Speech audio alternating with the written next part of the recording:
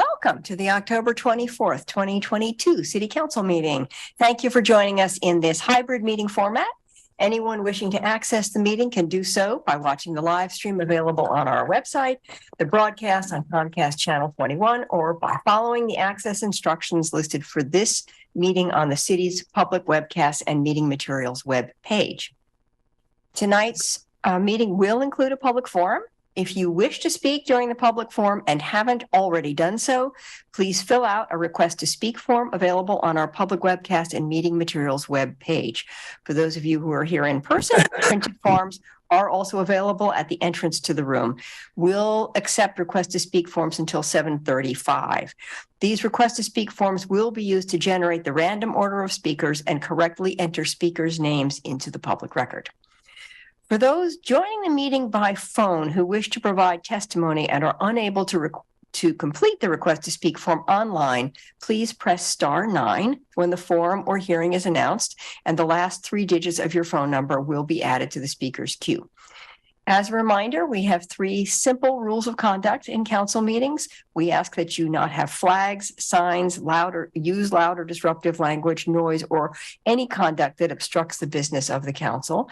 We ask you to keep the room quiet and respectful for all speakers. This is to be a safe place for the community. And you are always welcome to wave your hands in silent support. Additionally, we encourage those who are ill or who have had close contact with others who are ill to join our meetings remotely rather than in person. We also encourage attendees to spread out within the meeting space to allow 6 feet of distance from others and wear a mask if you are comfortable doing so. And we do have some masks available in the back of the room if you need one. And with that, I will open this meeting with a formal land acknowledgement. Since time immemorial, the Kalapuya people have been the indigenous stewards to our region, building dynamic communities, maintaining balance with wildlife, and enacting sustainable land practices. Today's land acknowledgement is a way of resisting the erasure of indigenous histories and of honoring Native communities by inviting truth and reconciliation. Following treaties between 1851 and 1855, Kalapuya people were dispossessed of their indigenous homeland by the United States government and forcibly removed to the Coast Reservation in Western Oregon.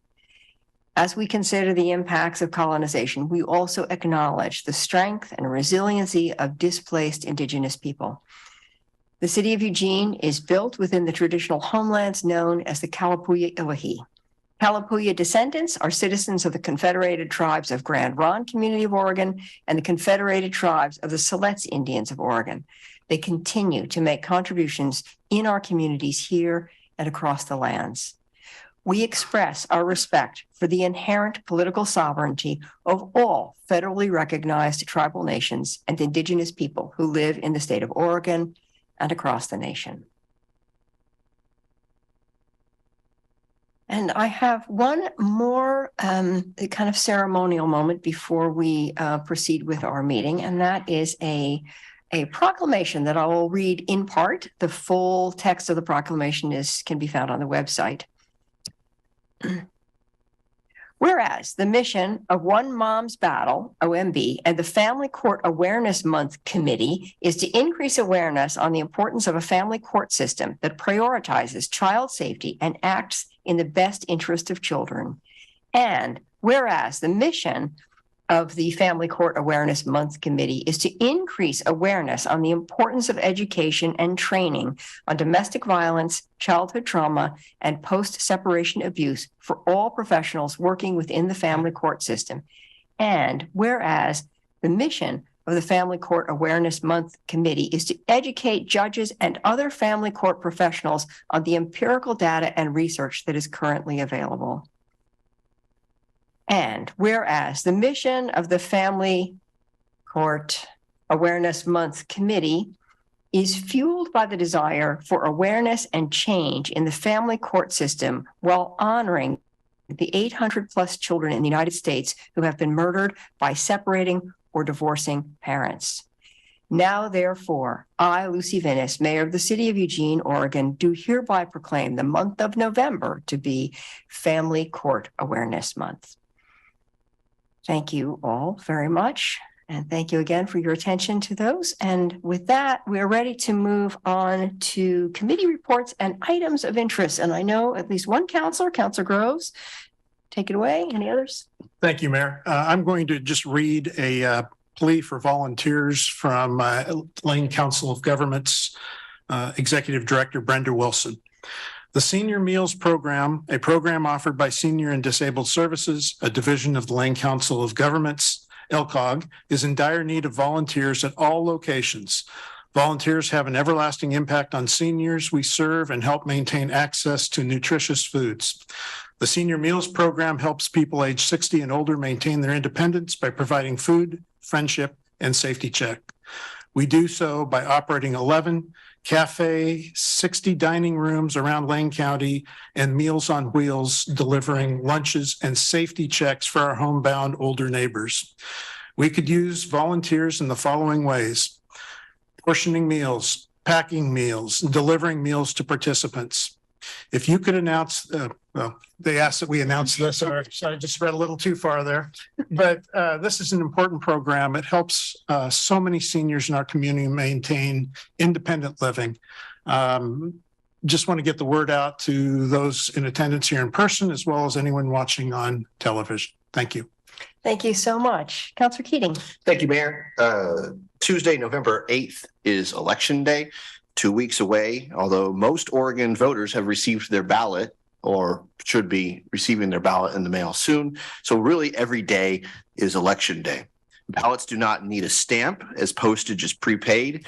And while the deadline to submit your ballot is 8 p.m. on Tuesday, November 8th through the drop box, you can mail your ballot all the way up until Election Day, provided it has a postmark on or before Tuesday, November 8th. If anyone listening to this has not received their ballot yet, please contact Lane County Elections at 541-682-4234 or drop in person at 275 West 10th Avenue in Eugene. I have heard reports, Mayor, that voters' pamphlets from the county have not been as widely distributed as one would hope. So you can pick up a voter's pamphlet at your local county elections office. I saw there were some upstairs here at the City of Eugene office, or you can go online to OregonVotes.gov. Thank you. Great. Thank you so much. Any other counselors with items or reports? If not, I want to just speak to events yesterday in our city. There were sort of loud demonstrations in front of Old Nick's in response to a drag queen story time. And word had gotten out on social media that this was a part of child abuse and was a morally reprehensible moment. And so people very inflamed came to protest, and another group came to Old Nick's to defend the artistic form of drag queens and that moment. And I just want to say of this that we live in a diverse community, and people have different aesthetic preferences. Their drag queen is an art form. It's clearly not everybody's art form, and a group of people felt very sort of outraged that there was an 11-year-old who was going to participate in that family event that included drag queens. So I will just say to the community that there is a quote, very popular at one time, from Gandhi, in which he said, "Be the change you wish to see in the world." And if the change you wish to see in the world is that we approach each other with open eyes and open ears, with a healthy curiosity about what another person thinks or feels or has experienced, we need to act on that every single day. And leaping to terrible conclusions without adequate information and assuming the worst of one another is not the way we build a healthy community. So I call in all of us, because we are all guilty of this, of pointing fingers and feeling very judgmental of people with whom we disagree. And it's not a healthy path forward. So thank you all for letting me speak to that for a moment. And with that, I think we're ready for the first item, a consent calendar. Can you put that on the table, please? Can. Move to approve items on consent calendar 1. Second. All in favor, please raise your hands. 1, 2, 3, 4, 5. I'm not seeing Greg, but I'm assuming he's 6. Anyway, looks like it's passed unanimously. I can't quite see. Not controversial at any rate. Thank you. And with that, we are ready to go to the public forum. The public forum is an opportunity for individuals to speak to the city council on any city-related issues, except for those items which have already been heard by a hearings official.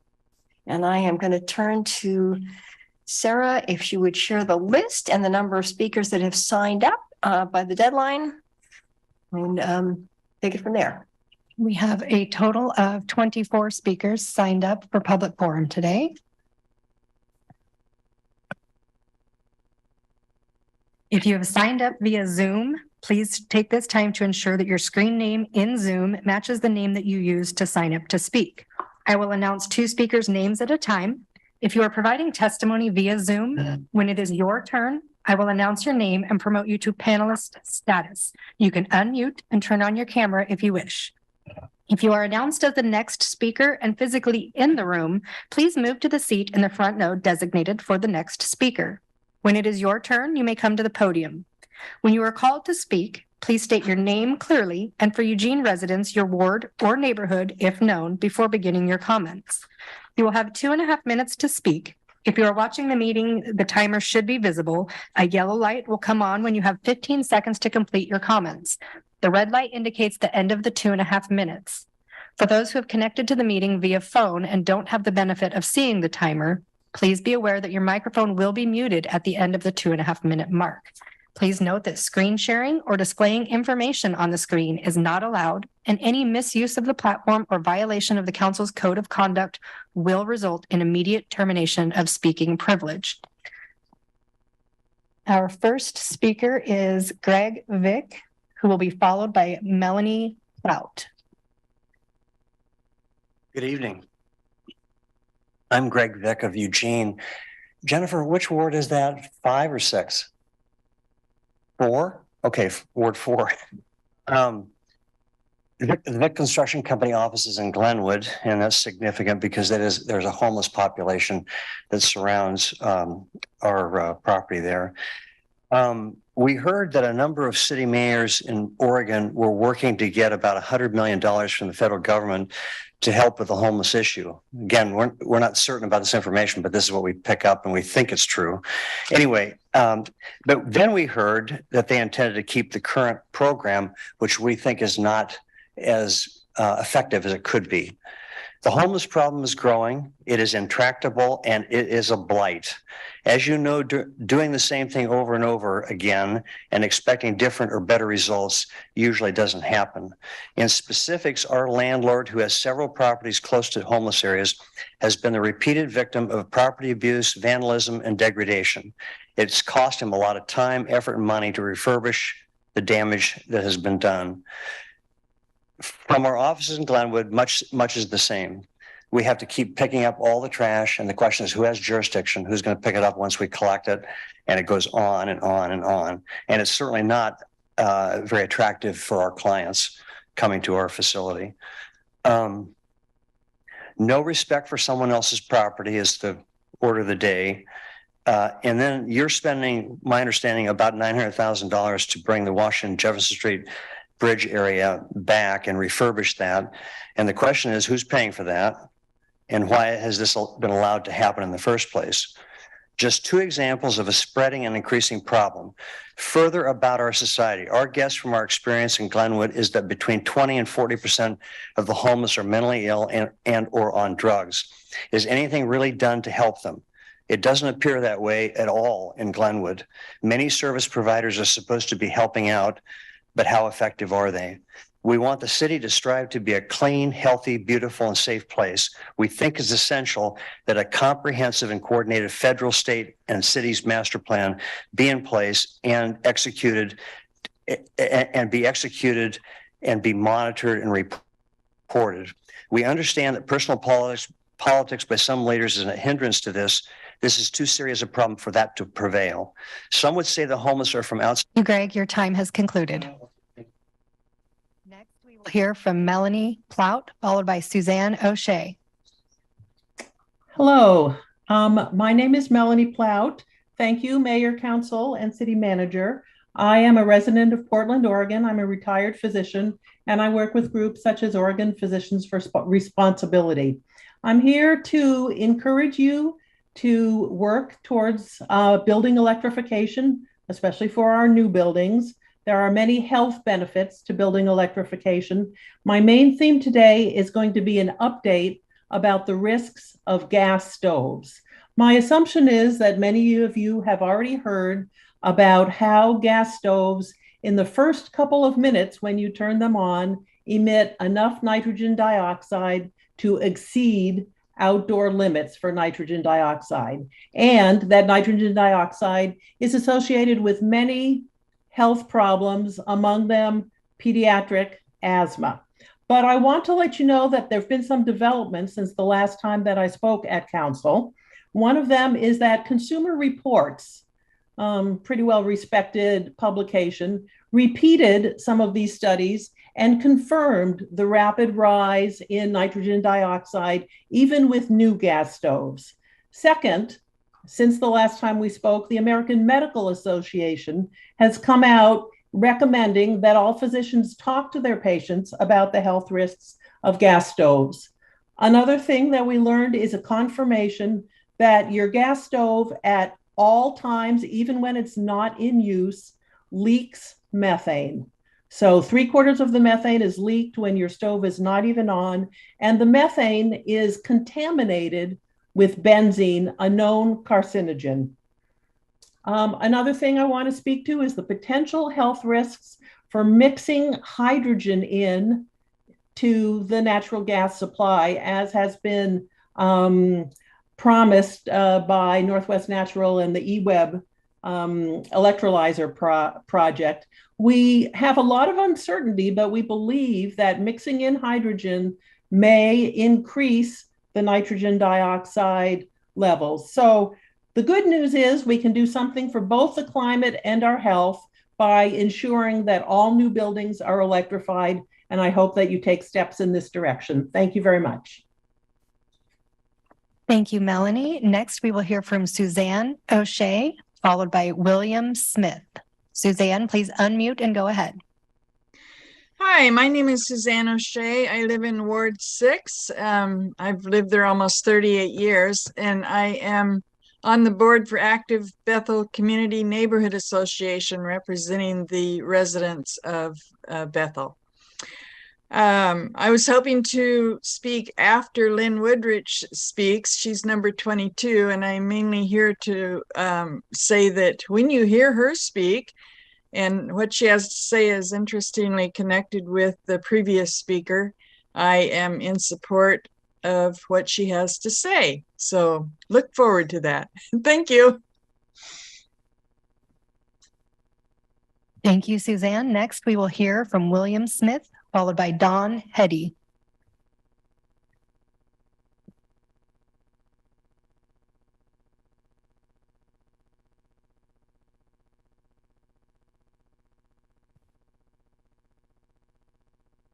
Thank you. William Smith, Ward 1. Here to talk about wireless safety and broadband infrastructure, and specifically to follow up on the testimony that I delivered on behalf of Mark Hurwitz at the last public forum. My understanding is he sent you some follow-up emails, and since then, one of the couple dozen people I've been talking with about this pretty regularly found out that she could print out a transcript of the YouTube talk by the attorney Campanelli, that 10-minute video that Mark talked about, or that I read about. I thought it was so great, and it was so clear. And I thought about Councilor Ye's comment a number of months ago in another context, talking about the value of something that's well-reasoned. And I thought this is really well-reasoned. So I'm going to leave this one copy, it's 3 pages. It's a 10-minute talk. So hopefully somebody can make copies for everyone, including city attorney and city manager. Thank you.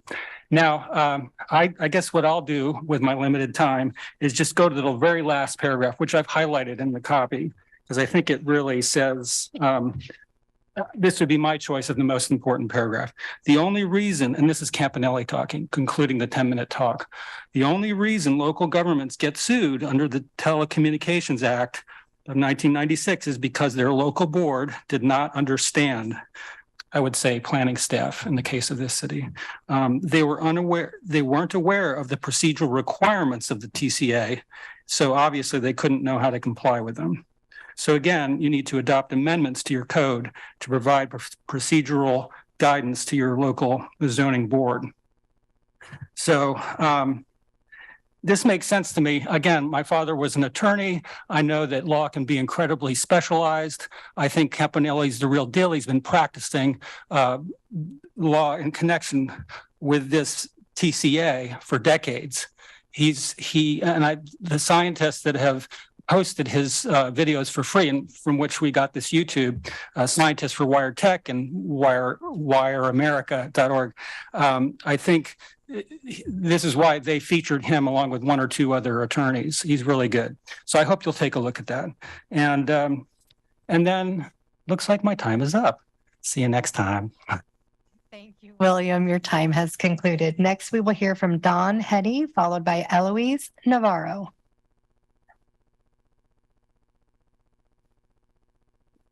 Good evening. My name is Don Hedy. I live in Ward 7. A word about tone and tenor. I was raised that you treated your family like friends and your friends like family. I also firmly believe that what comes around goes around.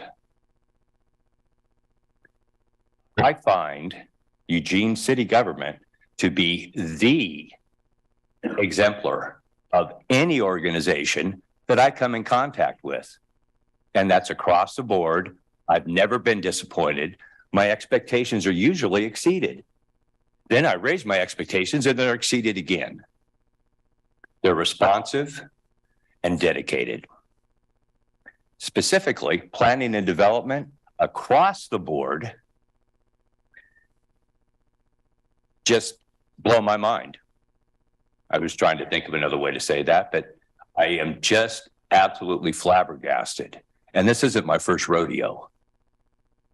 Specifically, the Active Transportation Committee typifies the level of civic engagement and achievement that can be accomplished. I'd like to address something I didn't do. There was some graffiti underneath the previously referenced Washington Jefferson Street Bridge before repairs were undertaken that said hundreds homeless, and in reality, it's hundreds helped. So what I didn't do is I didn't climb the fence and mark that up. The truth is, hundreds were helped, and that continues to happen. Regarding the recall in Ward 7, truth got distorted and facts were ignored. To abandon facts is to abandon freedom. If nothing's true, then no one can criticize power because there's no basis to do so. If nothing is true, all is spectacle. The best wallet pays for the most blinding lights. So I find nothing semi about the local variant of a national disgrace and an absolute threat to civil society. Literally and figuratively, I support moving ahead. I remember when the big controversy in River Road was expanding it and widening it. That was 40 years ago. Thank you, Don. Your time has concluded. Next, we will hear from Eloise Navarro, followed by Jessica Ludwig.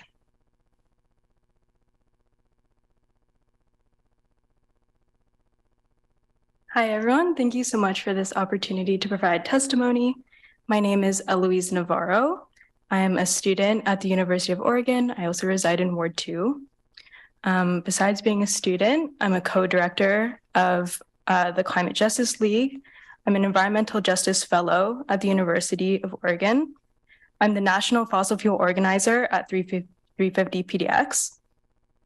I've received national scholarships for environmental work. I've completed fellowships in campus divestment from fossil fuels. I've spoken at conferences with peers about student organizing. And I'm here and all of that just to say that I'm really tired of showing up at city council meetings and asking for some basic climate justice requests. So I'm here in support of building electrification. And so all of that to say, I just turned 21, and I have shaped my whole life around pursuing climate justice, especially for our most vulnerable populations. And this isn't my first time testifying. I started when I was a sophomore. I'm about to graduate with my bachelor's degree.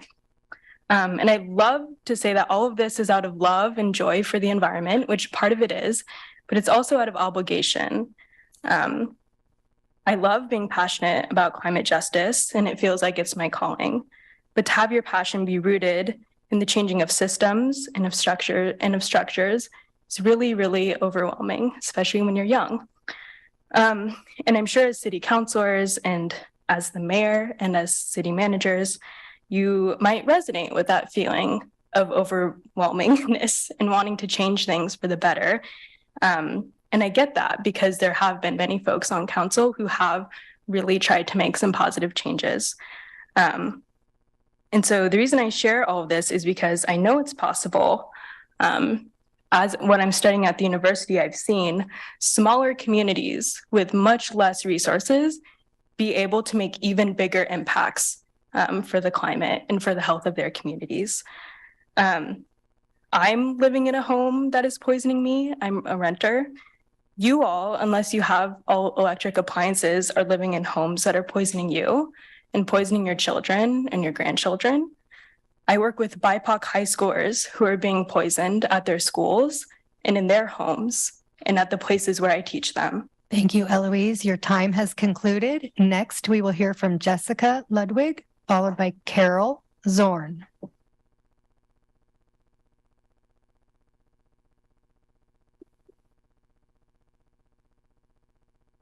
Hello, my name is Jessica Ludwig, and I'm a student at the University of Oregon, and I'm living in Ward 3.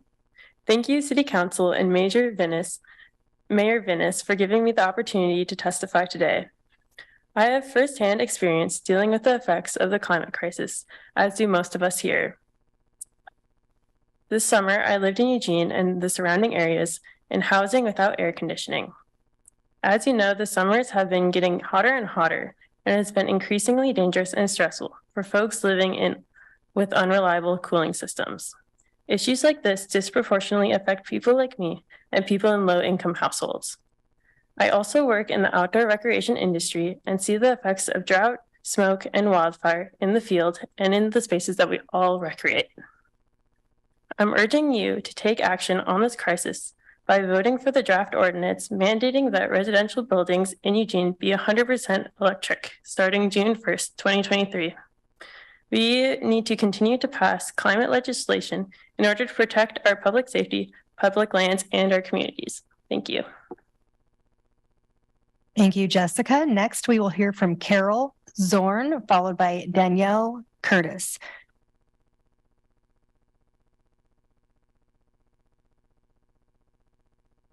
Can you hear me? Yes, we can. Please go ahead. Oh, okay. So my name's Carol Zorn. I'm in Ward 7.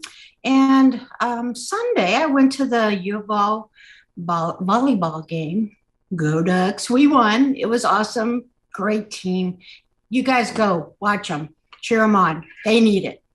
Anyway, as I was coming home, I usually go down Washington Street. And this was like 3-4 o'clock in the evening, and there was a mass protest that I got not caught in, but it scared me. It really scared me. And I've lived here since 1988, and I didn't know what they were protesting. I've seen protests in that area before, and it always scares me when people have firearms or 4th of July fireworks they use. But I got through with no problems. But I go to a Friendly Street Church of God. And every year, except for COVID, we do a live nativity outside for the public that you can either walk by or drive by. And it has 8 different scenes and I do costumes for it. And it's a beautiful Christmas tradition for me and my family. I'm scared to even go to my church and say, let's do this, because I don't want protesters to come. And as a Christian, yeah, I'm scared. I did find out what the protest was about. And I was kind of like, really? Here? And I feel sorry for the 11-year-old, but adults will be adults. They have the right to do that. But I would like to know, if we do decide to go ahead and do our live nativity, that somebody would let me know that it would be safe. And I don't know how that would happen. So if you guys could let me know, that'd be great. That's all. Thanks, everybody. Thank you, Carol. Next, we will hear from Danielle Curtis, followed by Chris Craker. Mayor Vinnis, City Council, and City Manager Madiri, thank you for providing this opportunity for testimony. My name is Danielle Curtis. I'm a third-year law student specializing in environmental law at the University of Oregon, and I'm a resident in Ward 3. I'm also a runner, as I'm sure many of us are here in Tracktown, USA. And as an athlete, I am concerned about how I'm impacted by both indoor and outdoor air quality. For weeks, a thick blanket of wildfire smoke has suffocated Eugene. Many of us have retreated to the safety of the so-called clean air inside, but the reality is our indoor air is full of its own threats due to our reliance on gas. I was going to ask if you knew that 1 hour of cooking on a gas stove produces enough nitrogen dioxide that the levels would be illegal if found outdoors, but Melanie beat me to that. But did you know that children in homes with gas stoves have a 42% increased risk of asthma symptoms? Our reliance on gas as an energy source is both outdated and unsafe. We know better. There is a reason we no longer put lead in paint or asbestos in ceiling tiles. These products are dangerous, and knowing that, we had to shift our reliance towards safer alternatives. Fossil fuels are another product to add to the list. We know how bad gas is for our air quality, for public health, and for the planet. Why continue investing in this when we could put that money towards solving the issue? After all, the shift away from gas is not a matter of if, but when. I'm here to voice my support for a fossil-free Eugene. It is time to enliven our climate action plan and lead the state in the shift towards decarbonization. Look around us. Our planet is burning up and time is running out. The next generation of homeowners is concerned. We want homes that are as climate resilient and low carbon as possible. We want to protect our own health while protecting the planet. And we want to support the residential ordinance to ensure Eugene doesn't invest more in fossil fuel reliance. And we hope you do too. Thank you.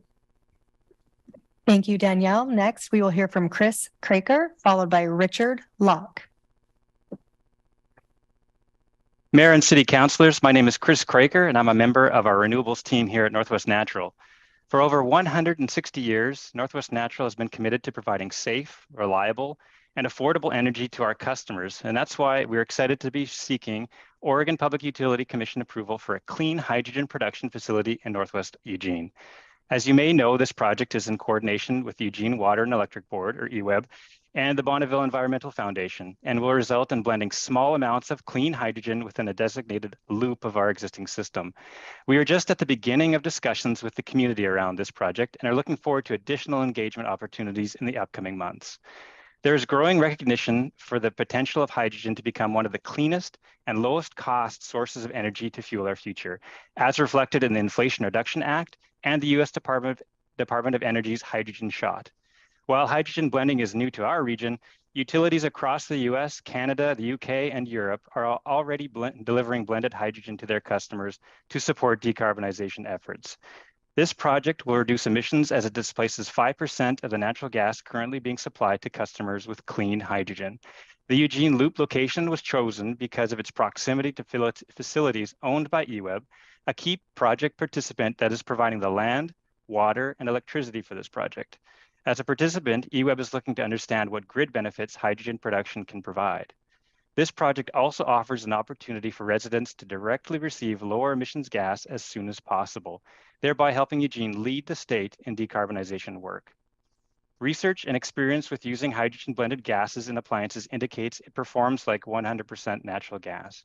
In fact, customers of Hawaii Gas have received a blend of gas with up to 15% hydrogen for over 40 years. Here at Northwest Natural, over the last 2 years, we have validated blends of 5% at our own Sherwood Operations Center and are about to increase the scope and scale to 15% hydrogen blending. Blending unlocks the ability to scale up hydrogen in communities like Eugene and thereby provide low-cost hydrogen for transportation, industry, and other segments looking to decarbonize. We will share more about this project and address any questions the community may have soon. Please look for more information from us and opportunities to provide feedback in the months ahead. Thank you. Thank you, Chris. Next, we will hear from Richard Locke, followed by Bailey Philly. Good evening, Mayor, Council, City Manager. I'm Rich Locke, Ward 8 business owner and the president of the EBA. First, I wanted to talk about the Amazon Trail again. Just seemed like right after we went for a tour down there, somebody got shot right where we entered the Amazon Trail. So it's not a safe place to be. And the next thing I wanted to say is being in that neighborhood, I'm seeing a lot more new rigs and new faces. I mean, how do we try to control this if it's going out of control? We've got people from Washington that have moved in. We've got people from Arizona that have moved in. We've got people coming here. We all know it's happened. And so what are we currently doing about it? How are we stopping that inflow if we can't address the residents we already have? I'd like to talk about the repeat offenders. We have people that are continuously, I'm reporting on this on a weekly basis to the complaint system and complaining about the same vehicles in the same spot at a different date that they've been flushed, they're back with, I have pictures of them in the same spot. So it's like, when are we going to just find some ways, city attorney, to penalize these people to make them stop doing what they're doing? Now we have, I'm a member of the Willow Creek neighborhood email, right? We have people that are living in the South Hills now that have been broken into twice while they're asleep in their beds. We have people that are having their backyards, and they live in affluent neighborhoods. Their backyards are being gleaned on a regular basis. We are inviting these people to stay here in our community, and we are the ones that are putting up with it, right? Do you have them at your house, Mayor? I don't think so. And by the way, I just wanted to comment on your comment. If you include a child in. Thank you, Richard. Your time has concluded. Next, we will hear from Bailey Philly, followed by Catherine Dunn.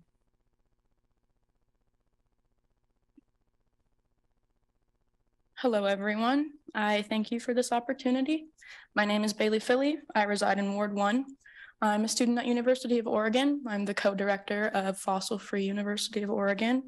I've lived in the Pacific Northwest my whole life. I think we can all agree that it's a beautiful and special place to be, and there's beautiful diversity of nature. There's rivers, lakes, the ocean, mountains, forests, and I truly cannot imagine living anywhere else. I do believe we need to hold immense respect, apology, and support to the Indigenous Kalapuya Lihi people, and I think we continue to wrong them.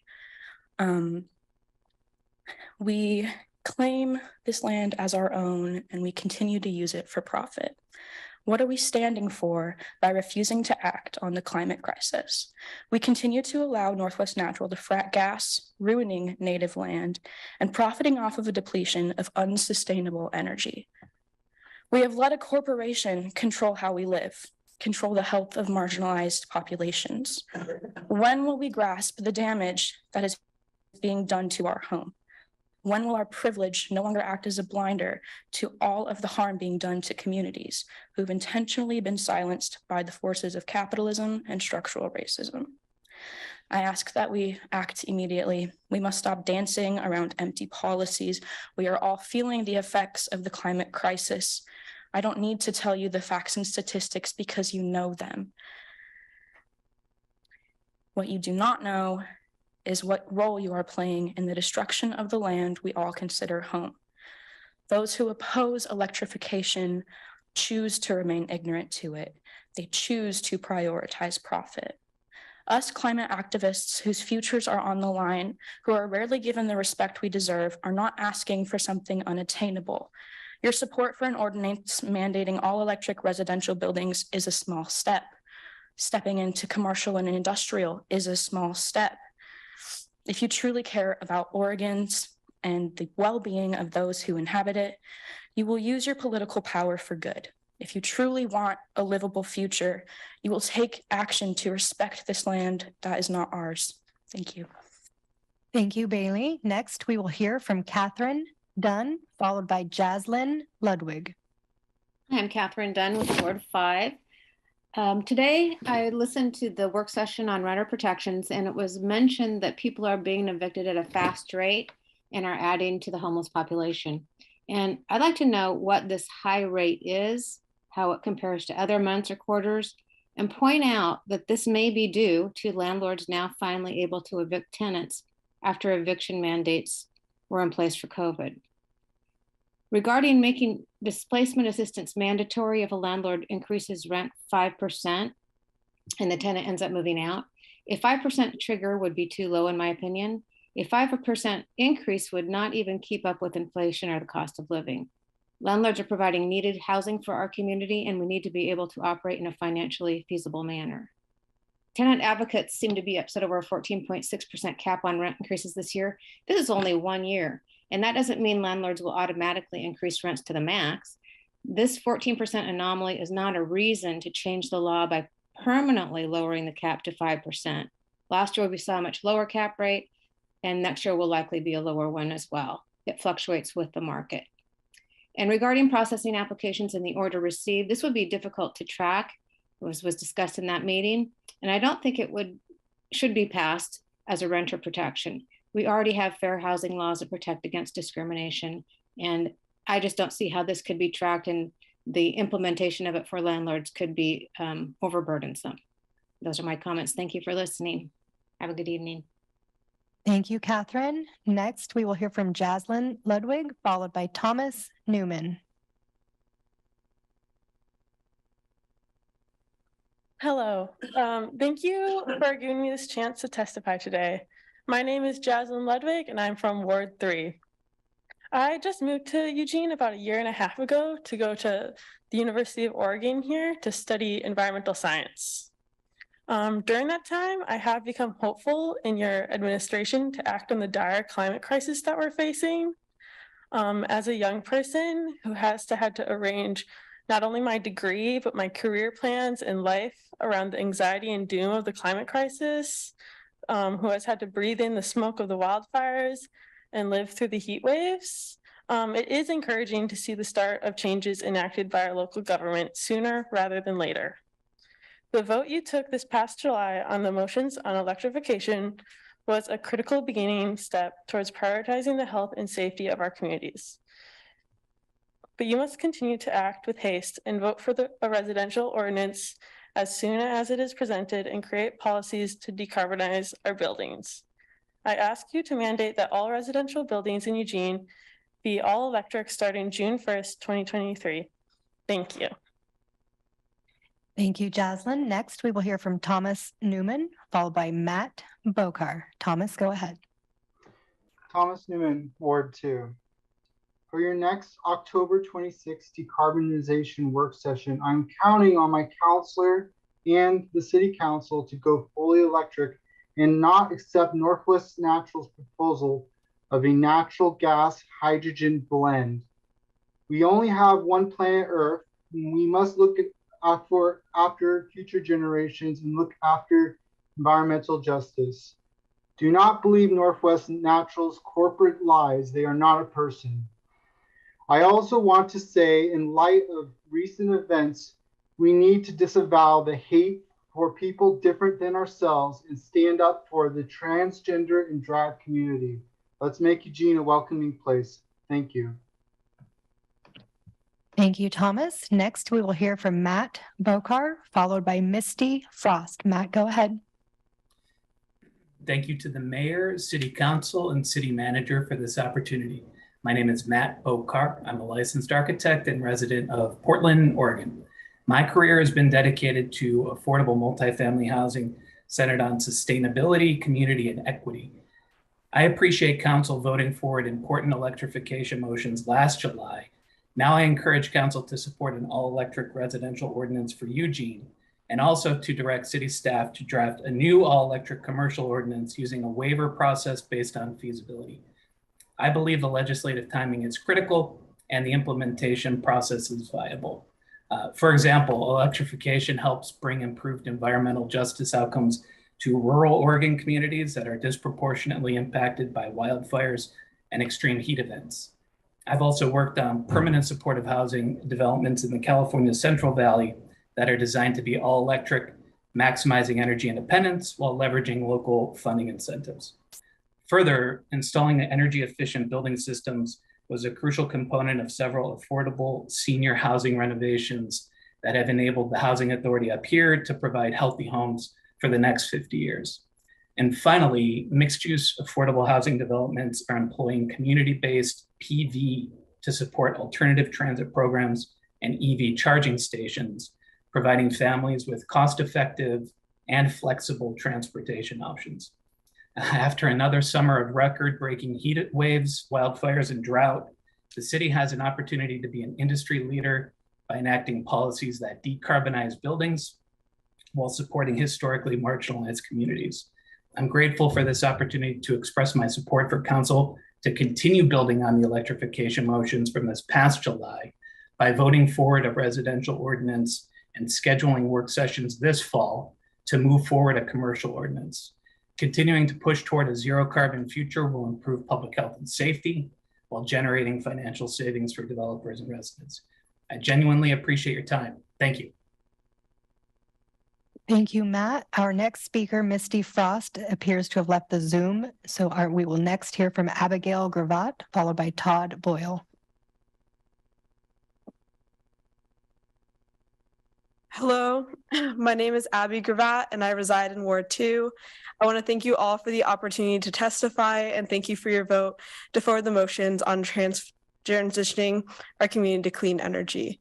I'm a student at the University of Oregon and an activist with the Climate Justice League, which is fighting for environmental justice in the Eugene community. I'm not from here. I'm originally from New York, where I live.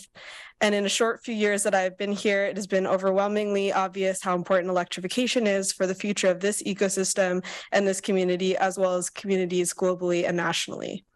I've shifted my testimony tonight to call out in response to the presentation given by Northwest Natural. Northwest Natural is proposing to build its hydrogen project and send its hydrogen blended gas into the homes of people living in the Bethel neighborhood of West Eugene, a place already ridden with toxic industries. Hydrogen blending is an extremely expensive way to cut greenhouse gas emissions, and the cost of producing the hydrogen are far greater than the cost of electrifying the homes. Neglecting to electrify and buying into hydrogen blending deliberately puts BIPOC and low-income and historically marginalized groups at risk of suffering health effects caused by pollutants in and outside of the home. This is an environmental justice, actually an environmental injustice, and it's crucial that we center people and the needs of these communities as we proceed towards electrification. This is why I'm here today, urging council to support the ordinance mandating that residential buildings in Eugene be all electric starting June 1st, 2023. We must work to prioritize the most vulnerable communities in transitioning off of fossil fuels. Thank you again for this opportunity to provide testimony in support of a fossil-free future in our community. Thank you. Thank you, Abby. Next, we will hear from Todd Oil, followed by Ayla Ultimus.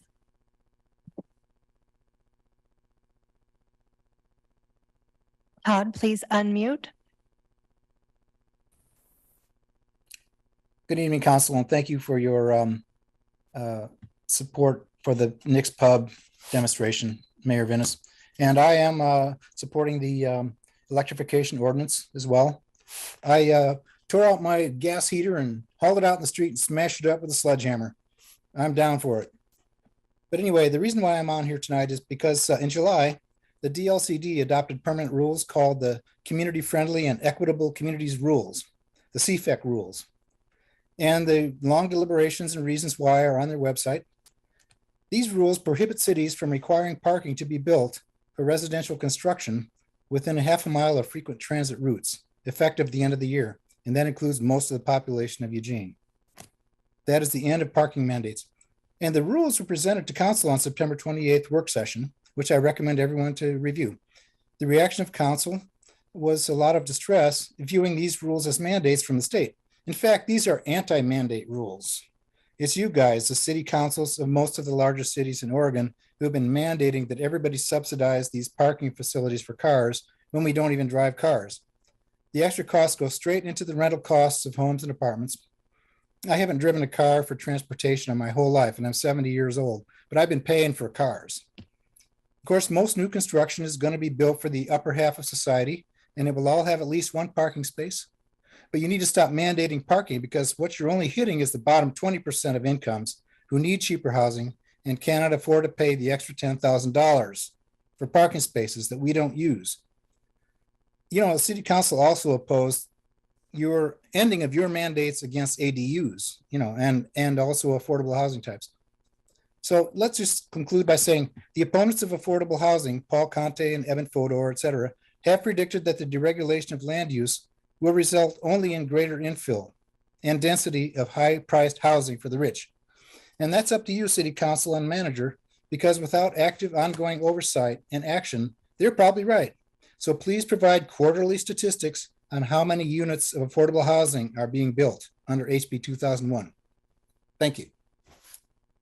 Thank you, Todd. Next, we'll hear from Ayla Ultimus, followed by Joshua Korn. Hello, Mayor Vinnis, City Council, and City Manager Maderi. My name is Ayla, and I live in Ward 3.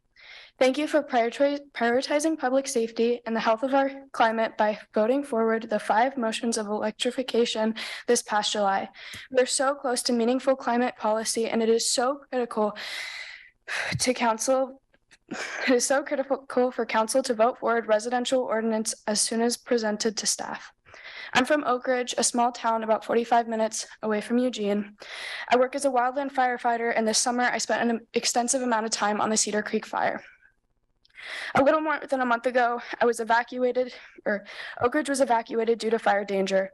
I was at work and I was given some time to go home, gather my valuables into my car, then to return to work, where I was fighting fire in my backyard. The backyard that created my love of the outdoors. At this time, I did not realize the emotional toll that this was taking on me. I remember one night being part of a burnout operation less than 15 minutes from the center of Oakridge. When we came off the hill that night, we drove 5 minutes before seeing a home. I know the person who lives in that home. I will be the first to tell you that fire is good and healthy for our environment, but a combination of climate change and 100 years of climate suppression has caused these fires to blow up in a way that we have never seen before. Efforts to mitigate the climate crisis are not just part of a liberal agenda. This is public safety. This is about your children and your grandchildren. We must put forward an ordinance that transitions our buildings to clean renewable energy We must put forward an ordinance that will transition our buildings to clean and renewable electricity and create a mandate for 100% electric new construction. Next time, it won't be my backyard, but it might be yours. Thank you. Thank you, Ayla. Next, we'll hear from Joshua Korn, followed by Lynn Woodridge.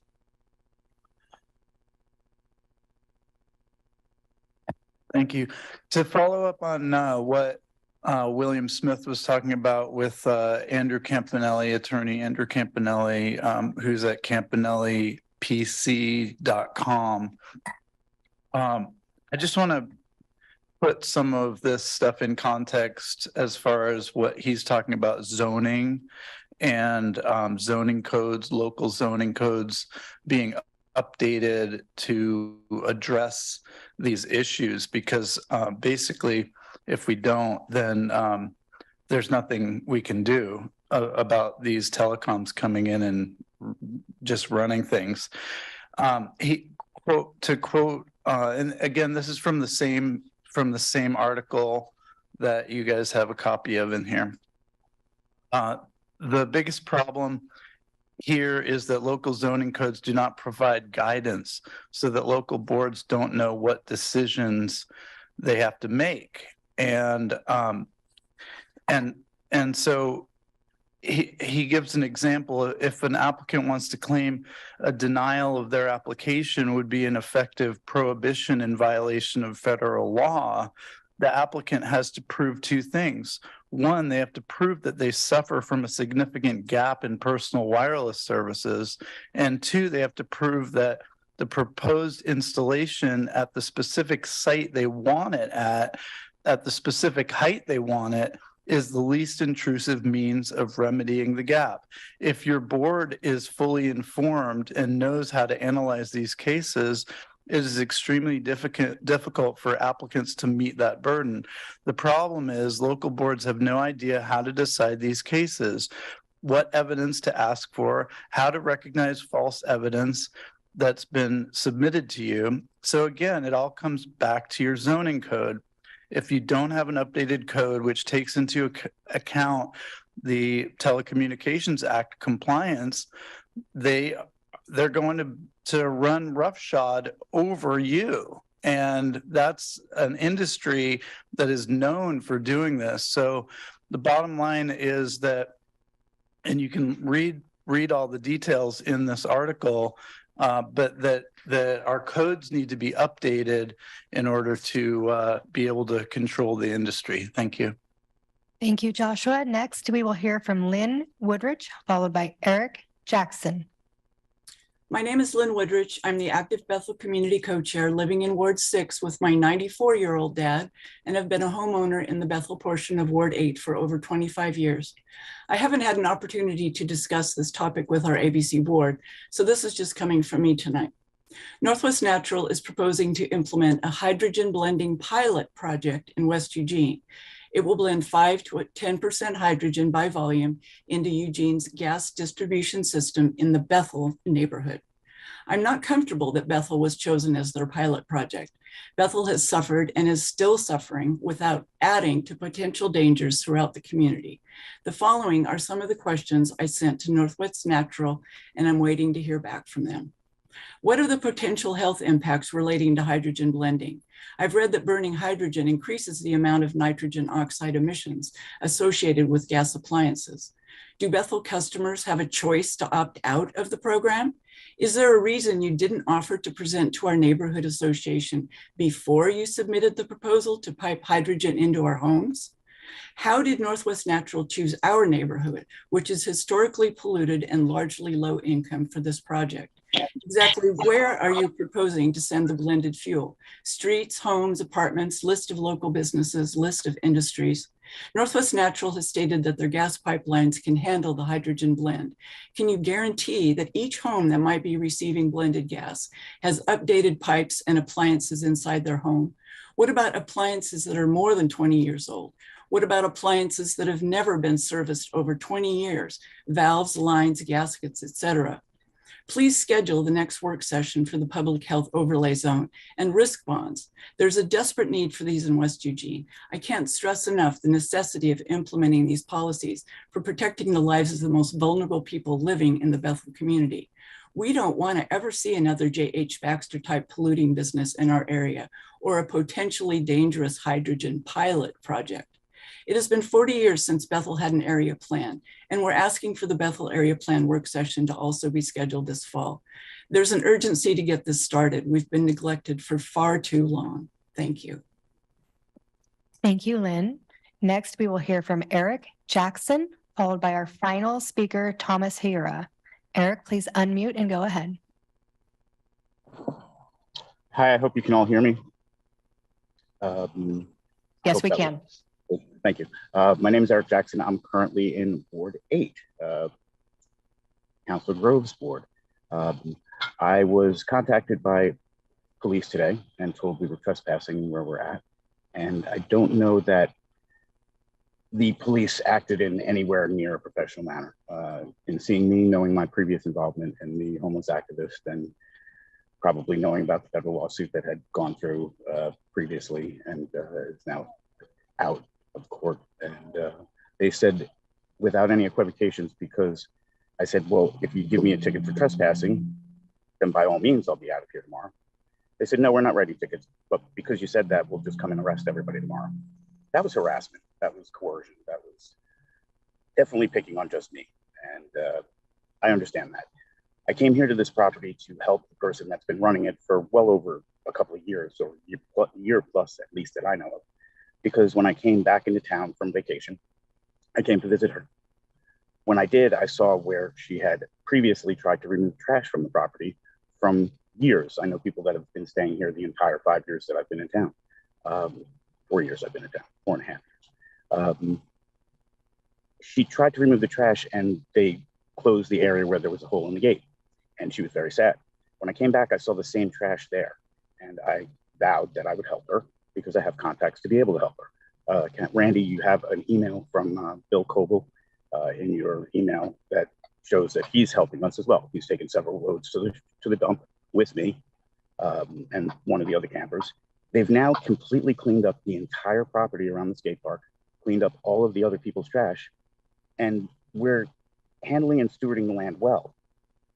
The rationale of the police officers seemed quite improbable, but it happened because it was me.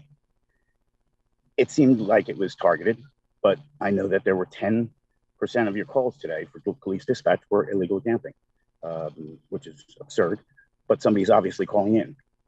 I can guarantee that the owner of the property didn't call in. And I can certainly guarantee that. So I think their statement of you're trespassing and you'll be arrested is absurd. There was no posting. There's no posting now for 72-hour removal. There's no posting of 24-hour removal for health and safety purposes. And there's certainly. Thank you, Eric. Your time has concluded. Next, we will hear from our final speaker. Good evening, Mayor, Council, City Manager. My name is Thomas Huda. I lived here over 22 years, Ward 7. Love being involved in the city government because a lot of it remains structured in a way that's difficult to access for working class and poor folks. Not speaking on behalf of any of the 3 commissions that you've all generously appointed me to in the past, Human Rights, Block Grant, and the wonderful Willamette CPC. But I was at home listening and I heard what Councilor Clark said about 501c3s. I understand he was just looking for questions. I just went looking for answers. I didn't want to beat a dead horse, but irs.gov exists. I don't have a law degree, and the city attorney can rest assured I'm not trying to take her job.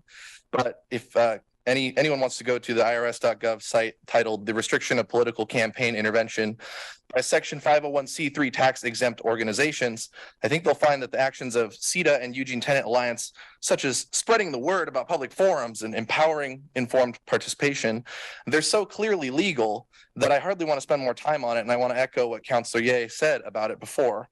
Not only is it legal, though, I don't want to distract from the point that it's doggone important. You all know that I struggled in many ways while living unhoused in a vehicle. Just with the previous statement that I heard saying, don't be worried about 14%. It fluctuates with the market and it won't continually increase. Feels a little bit too optimistic with regard to the experience of tenants, I would say, and renters, maybe even a little bit like gaslighting, because mine didn't go up the full 14.6%, but it did go up 14.29. So not the max, but it might as well have been. I don't expect the government to do everything for me. I have plenty of reason to distrust government, but we need public policy to have, to ensure that we have places to live in, and frankly, to ensure a decent wage as well for people on the margins who are struggling to afford housing. I think all of you are taking the issue seriously in some way, and I encourage you to keep listening to community advocates, whether they be in groups or not, who fight for tenants. I feel that we have the right to speak, and our free speech rights are truly important, just as the rights of drag performers who are actually have strong linkages and ties with Black trans community, having fought for the free speech rights of so many people for generations to come in this country. So thank you for your time. Thank you, Thomas. Mayor, that was our final speaker. Thank you very much. Thank you to everyone who took the time to testify, either online or joining us with right here in the room. Looking to council to see if there are any comments or questions on anything you've heard today. No hands raised. Okay. Councilor. Thank you. Thank you for coming and thank you for being on Zoom to talk to us. We sit up here, but we're listening and I really appreciate you all. So thank you. I just thank you for that. I just wanted to make a comment to Mr. Vick about the Oregon Mayors Association request, because I am one of the mayors that made that request to the state legislature. And you may recall that last year, the state legislature provided emergency funds. There were 7 cities that made a request. Eugene was one. We received $5 million that we used to help do some of the remediation, some of the sanitation work that we needed to do to clean up the impacts of people who are sleeping places not meant to be slept in, and some of our other projects. So the Oregon Mayors Association is coming back in anticipation of the 2023 long session of the legislature with a request for ongoing operational funds in particular. And so the significance, there are 2 things that I want to say about that. First is that we're asking for direct allocations to the cities, which is important. And the second, to your point about mental health and addiction care, to recognize that it is the county that is the public health agency. And so funding for that work goes through the county. It doesn't come to the city. And so we are making this, we are part of a larger system, and we're looking to see that the counties do what they do in terms of public health, and that we have the capacity to do what we need to do to address the emergency on our street. And we are very much coordinated, and we are looking to the state for sort of ongoing integrated funding with that in mind. So I'm happy to talk about that more with you, but that is the intention. Okay, let's see, anybody? Okay, I think with that we are officially closed with that forum, and I thank you all again.